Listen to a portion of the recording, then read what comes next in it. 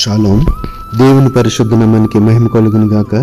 మన ప్రభువును రక్షకుడైన యేసుక్రీస్తు యెహోవా నామములో ఆత్మీయులైన మీ అందరికీ నా హృదయపూర్వక వందనాలు, ఉదయకాలపు శుభాలు తెలియజేస్తాను.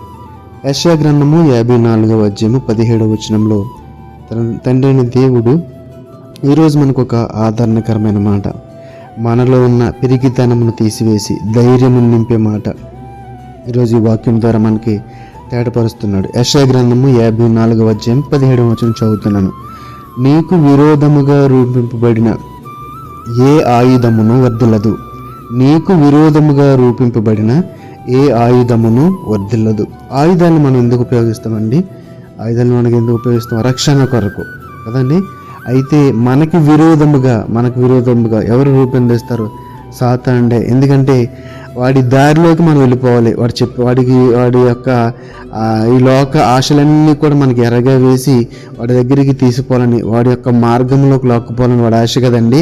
కాబట్టి వాడు ఆ యొక్క ఆయుధాలను మనకు వ్యతిరేకంగా, మనమేమో దేవునికి దగ్గర అవ్వాలని చూస్తుంటాము, వాడేమో మనల్ని దేవుని దగ్గర నుంచి దూరపరిచి వాడి దగ్గరికి తీసుకోవాలని ప్రయత్నాలు చేస్తుంటాడు. అనగా నీతి నుండి తప్పించి అనీతిలోనికి, పాపములోనికి, ఆ యొక్క భ్రష్టత్వంలో తీసుకుపోవాలనేది వాడి ఆశ.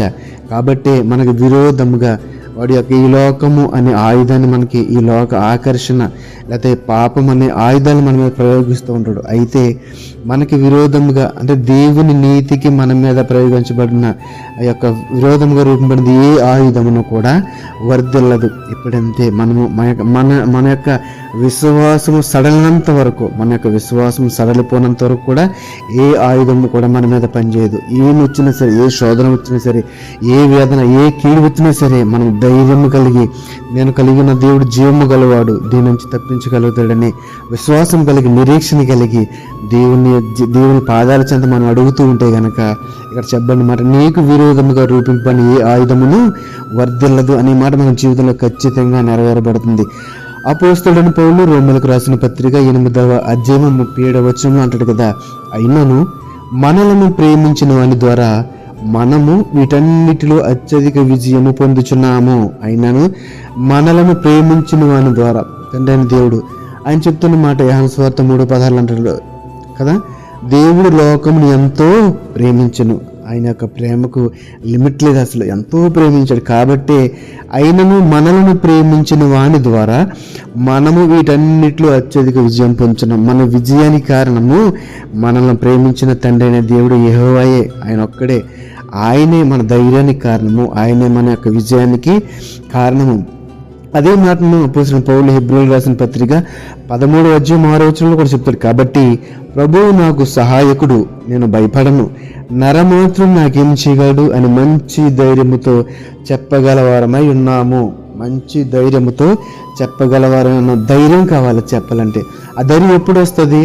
మనం నిజంగా నీతి కలిగి నడుస్తూ ఉంటే, దేవుని యొక్క అడుగుజాడల్లో వెళ్తూ ఉంటే, ఆయన మాటకు వినయ విధేయతలు కలిగి, ఆయన మాటకు చెవియొగ్గి ఆ యొక్క లోబడే గుణము కలిగి మనం ఉన్నట్లయితే కనుక దేవుడు ఖచ్చితంగా ఆ యొక్క ధైర్యమును మనకిచ్చి శోధనలో నిలబడగలిగే స్థితిని మనకు దయచేస్తాడు. దేవునికి మహిమ కలుగును. కాబట్టి ఇక్కడ చెప్తున్న మాట, ప్రభువు నాకు సహాయకుడు, నేను భయపడను, నరమాత్రుడు నాకేం చేయగలడు అని మంచి ధైర్యంతో చెప్పగలవారమై ఉన్నాము. కారణం ఏంటంటే ఆయనే మన విశ్వాసము, ఆయనే మన ధైర్యము, ఆయనే మనకి ఆశ్రయము. కాబట్టి మనందరము కూడా దేవుని యొక్క ప్రేమను కలిగి ఉండి, ఆయనపై విశ్వాసం ఉండి, ఆయన్ని కలిగిన ధైర్యం కలిగి, నాకు విరోధంగా రూపమని ఏ ఆయుధమును వర్ధిల్లదు అని చెబుతూ మంచి ధైర్యంతో చెప్పాలి. నరమాత్రుడు నాకు ఏం చేయగలడు, దేవుడే నాకు సహాయకుడు, నేను భయపడను అని చెప్పగలమారమై ఉండలాగున మనమందరం ప్రయత్నించేద్దాం.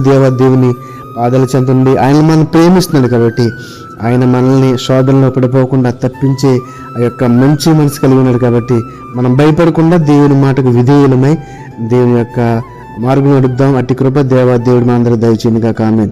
పరిశుద్ధుల మహోన్నతుల మమ్మల్ని కనుతండ్రి, నీకు వందనాలు.